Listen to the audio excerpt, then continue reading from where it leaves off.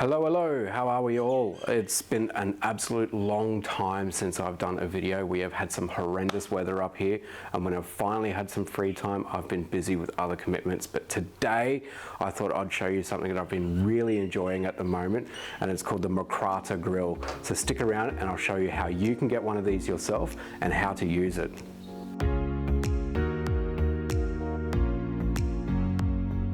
So, I bet you're asking, what is a Moo Krata Grill? Well, this is it right here. It's very popular in the Asian countries and they are phenomenal with everything that they cook. It's always about balanced flavors and it's just always a good experience when you have good Asian food, as we all know. So this grill is very interesting the way it works. So you see the perforated edges here, and that's where we will cook our thinly sliced meat that we'll marinate later. And then there's a moat that goes around that holds stock. Now as this cooks, as the meat cooks, the juices run down into the stock and it intensifies its flavor. It's absolutely amazing, and the stock at the very end of it, oh, you won't believe how good it is, and that's what will bring you back to have more of these and share them with your friends and family at home. But before we start cooking, there's obviously a preparation component to it. So I do have a range of vegetables that we're going to have, and then we'll also have a range of meats. So you can choose which combinations you would like at home and enjoy it your very selves. So let's get the veg and we'll get into it. Alrighty, so now we're up to the veggie preparation part. I've got an arrangement of vegetables here, and we're going to start off with some pak choy, which is like an Asian spinach. That goes really well in these dishes. I might add, when we're doing the prep work, we got to use the most appropriate knife for the situation. So I've got my trusty knife here, and all I'm going to do is just cut off the edges here. Just kidding, I'm not using this. I'll put that aside. I'll use my trusty knife here, and I'm just going to cut the bases off because we don't need that. It's going to actually make it quite bitter in a dish. And all we're going to do now is we're just going to slice it up into bite-sized pieces, because we're just going to chuck this into the moat and let it cook as we're scooping our soup and stuff out to eat. So you don't want it too big or too small, so just nice sizes. Now it does become a little bit trickier with the leaves because they can be quite wide, you know, like especially if you're going to be using like bok choy and stuff like that. But I just like to keep that, you know, in bite-sized pieces as well. If the leaves are too wide, you can always go down to the center of it and then slice into bite-sized pieces. So we're just going to leave these as is. And then I've got myself a trusty dish here, and I'm just going to stack it up all nicely because this is a very communal banquet style feasting. So if you can just present it all nicely where people can grab it and, you know, as they wish, that's the way to go. So I'm just going to layer it in.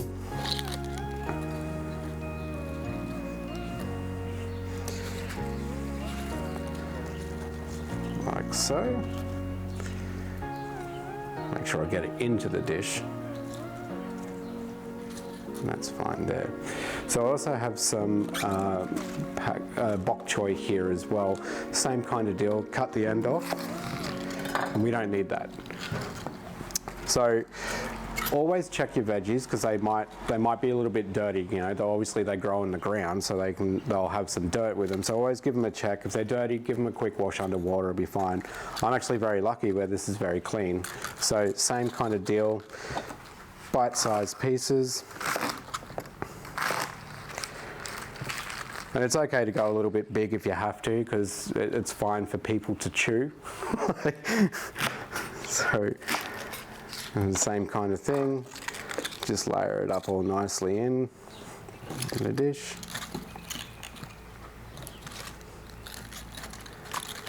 I've got a group of friends coming over this afternoon, so when I told them that I was shooting this clip, they immediately called into action and said, yep, we'll be there. So I'm getting the prep work done now so we can sit back and relax with a few beverages, which I'll show you later actually. There's something really exciting that I'm going to come up with. So once that's done, I'm going to move on to some capsicum. Now capsicum's always interesting for me I always find that people cut capsicums different ways, but I'm going to show you a really, really good way that makes it easy for this dish and for salads and stuff as well. So all I do is I take the top off straight away, I take the tail off, then I sit it down like so, and then what I do is I slice straight down, flip it over, and then now I've got it in here, I can cut the core out and it will just unroll like a belt. So being very careful not to get your fingers, and that's the stuff you don't want anyways. So you can get rid of that, give it a tap and all the seeds come out. Now you might miss a bit, but that's fine. If you use your knife, you can actually slice and get that out. Obviously being very careful not to slice your fingers. So from there, if you want to make it manageable, you can cut it in half or you can leave it as a long kind of belt, that's fine, whichever you're comfortable with. In this case, I'm slicing it in half. And then all we're going to do is go on the angle and just do slices in like bite-sized pieces again. Like so. And stack that up. And it's up to you how much of each ingredient that you slice for this dish. Like there is no rules when it comes to this Moo Krata Grill. It's all about what flavors that you'd like to have to blend together. And that's what I like about this, that it's really fun and you can be as creative as you want. So next up, we'll do the beans here, the peas. So all we're going to do is just rip off the edge, pull the string out. Now, depending on the size, you can cut them in half or leave them whole. I like to leave them whole because as they cook, they get nice and flexible anyways. So I'm just going to do that real quick. This is not going to take long at all. Like so. If you're clever, you might be able to do two at once. Turns out I'm clever today. So that's good.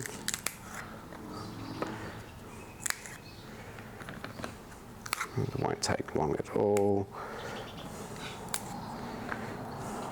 Ooh, that one almost didn't want to go in. All right, so we'll put that in our little dish there as well. Now, another staple, another favorite for this dish is carrots. So all I'm going to do is just peel the carrot.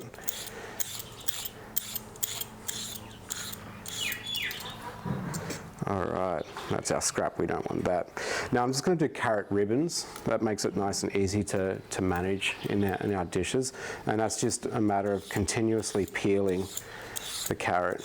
Being very careful of your fingers. All right. So we've got our nice ribbons there, and they'll go into the stock as well. Again, it's up to you how much or how little, because it depends on the company that you have. So I'm going to set this aside and finish that later. Now I've got some enoki mushrooms here, which are really, really good in this dish. They do come with like the root end on it, and you definitely don't want that in. It's all covered in dirt, so you should be able to see that there. It's definitely not good, not something that you want. So I just cut off to make sure that's not in it. And then that's ready to go. Always be sure to have a check to see if there's you need to wash them and stuff, but otherwise that's ready to rock and roll. So we also have a wombok. Same kind of thing, we just want to slice it down, make sure there's no dirt, and then slice it into bite-sized pieces. I'm not going to bore you with that. I'm pretty sure you guys know how to slice stuff up into bite-sized pieces. And that same goes for the shallots that I have here, or the spring onion. Again, what you want to do is you want to take off these old bits here that you know, right there. You don't want that bad stuff here at all. So that's not going to taste nice. And then yeah, just bite-sized pieces. Be sure to save some of these as well, because we will be making a sauce later, like a dipping sauce for our meat, and these go really, really great in that sauce. So I'll continue preparing all of this and getting it all ready for the size of people that I'm going to have around, and we'll go from there. Right, so we've done our veggie prep. We're waiting on the proteins to arrive. I've got my friend bringing some over. And so what we're going to do now is make the Nam Jim Jiao. This is an absolutely amazing sauce to have with any of the proteins that you choose. It is just full flavor, and you just can't go wrong with this sauce. It's absolutely phenomenal. So in this Pyrex here, I've got 2 tablespoons of tamarind paste, and I'm going to add 2 tablespoons of lime juice into that as well. And then I've got, now this seems like quite a lot, but trust me, it works in the end. I've got 4 tablespoons of fish sauce. I'm adding that in. It's such a simple sauce to make, you can't get it wrong. And in here, I've got 1.5 tablespoons of brown sugar. You can use palm sugar, I just forgot to pick some up. So brown sugar is the next option if you don't have some at home, that palm sugar that is. And then I've got 1.5 tablespoons of chili flakes. So that is an optional thing. Like, we're not going so much for heat here, we're just going for flavor. But if you like it extra spicy, I'm sure you can add more in. So I'm just gonna add that in now. And once that's in, it's just a simple matter of giving it a mix until the sugar is dissolved. And then on top of that, you want everything well combined.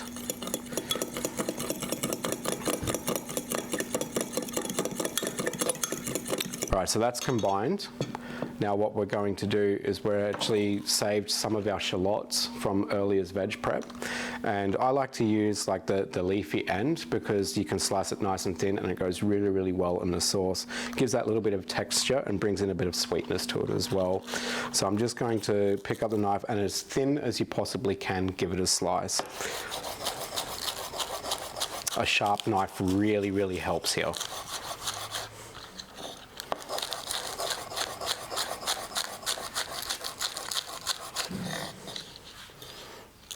Now, if you can't get it super thin, that's fine. Just go as thin as you possibly can.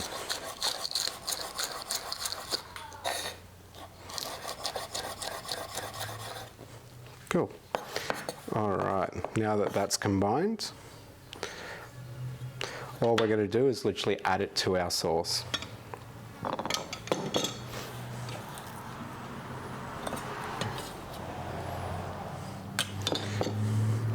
And once you get it all in, give it a mix. Now, if you'd like, you can add some coriander to it as well. If you were to add some coriander, you can just lessen the amount of shallots that you put in. Otherwise, it turns more into a paste rather than a dipping sauce. And that's it. So I'm going to put it into a smaller dish to set onto the table for later when my friends are around and we're enjoying our company and good food. So we've done our Nam Jim Jow, we've done our veggie preparations, and we're almost ready to start getting the Moo Krata Grill fired up, which I'll show you very soon. But for now, we're going to start making a marinade for the meat because some flavor's good, more is better. And if we know anything about the dreaded chef, it only gets more delicious, right?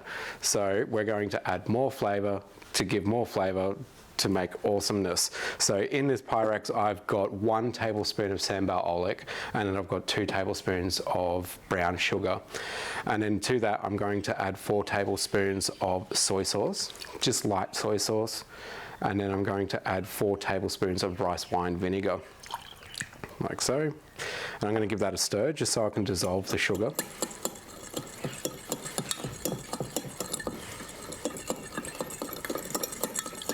Cool. Now to this, I'm going to add some fish sauce, just a couple of drops, like so, and some sesame oil.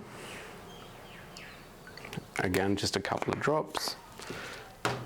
Giving that a stir.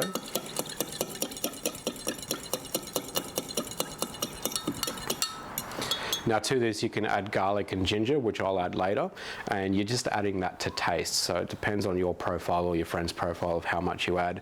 The other thing I'm going to sprinkle in here is some sesame seeds, just to give it that little extra crunch. And give that a stir. We'll slice up the meat very soon, we'll pour this over, give it a mix and let it sit until we're ready to cook it up. Alrighty, so what we're going to do is we're going to battle for audio with the kids next door. They're just having a great time outside with the good weather today. But we're just going to prepare this chicken now and slice it nice and thinly so we can put our marinade that we just made and mix it all together so we can just get flavor on flavor on flavor. So just holding our knife on an angle and taking nice thin slices, we're just going to go through and just take thin slices of our chicken thigh. Now you can use breast if you want, but you know, today we're just working with thigh and that's fine.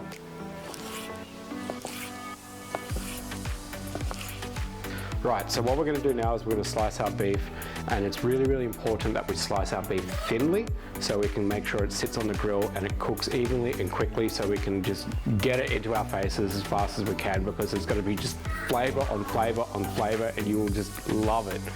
So what we're going to do is we're going to take our very sharp knife, we're going to go on a very sharp angle, and what we're going to do is take thin slices. Now we're looking to have a slice around about like the thickness of a matchstick, maybe a little bit more.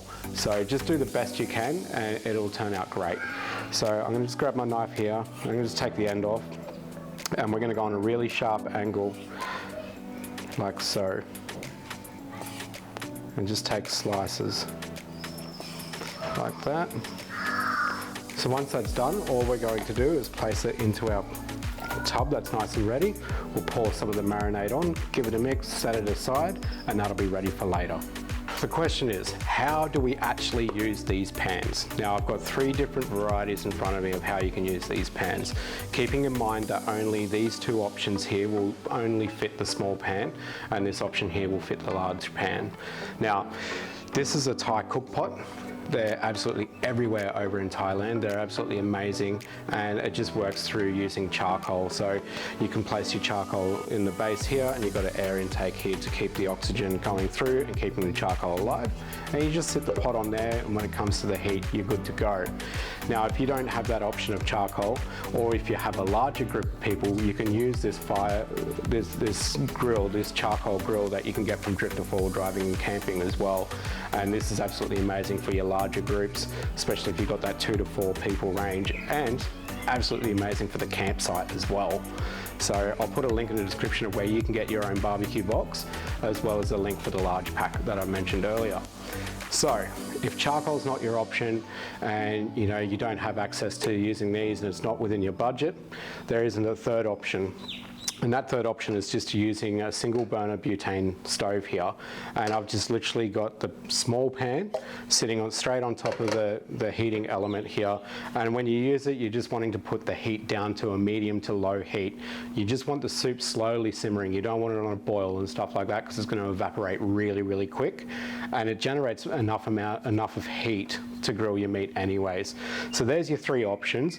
I'm not going to go through and show you how to heat up charcoal and stuff like that. You guys have got 3 options to choose from here, and if you're well accustomed to using charcoal, I'm sure you know how to heat it up and start it anyways. So, but for now, I'm going to get the table ready, so when my friends arrive, it can be all sit ready and we can sit down and enjoy a nice cold drink and good company. So just before we get into the Moo Krata Grill and have like a most amazing feast, I just thought I'd show you this amazing bit of kit right here. You can tell I love this because of the smile on my face. This is a 9.5 litre keg that just coincidentally fits inside my camp fridge. And I don't know about anyone else, but I get really, really thirsty at camp, so hydration is really important to me, so why not have a 9.5 litre keg for your favourite adult beverage. So in this keg I actually have an apple and blackcurrant cider that I've brewed myself, and this goes amazingly well on a nice day, especially if you're sitting around the campsite as well. But what tops it all off is this titanium double-walled mug from Drifta Stockton. It's just a perfect combination. You've got your keg, you've got your cup, you've got a nice little stubby cooler, so you don't even have to leave your campfire, like camp chair at the campfire. You can just have it sitting on the ground next to you and just top up as you need. And it is just absolutely freaking wonderful. If you guys are interested in this, be sure to subscribe to my channel, because I'll be doing a clip on how you can set one of these up yourself and brew your own apple and blackcurrant cider at home. Alrighty guys, so here we are now at the very end of our journey together for the Moo Krata Grill. I've done all the prep, I've done all the protein, I've got the charcoal burning. It's absolutely going to be sensational. I can't wait to share it with my friends that come along. We've had a few of these sensational ciders as well, and I can't wait to get into it. But for now, I'm going to bid you all farewell, and if you can please like, subscribe and comment down below. I love the community that we've created together, and I love responding to all your comments. But realistically, for now, I really need to go before I miss out. So thank you so much for sticking around, and I'll see you again soon. Cheers.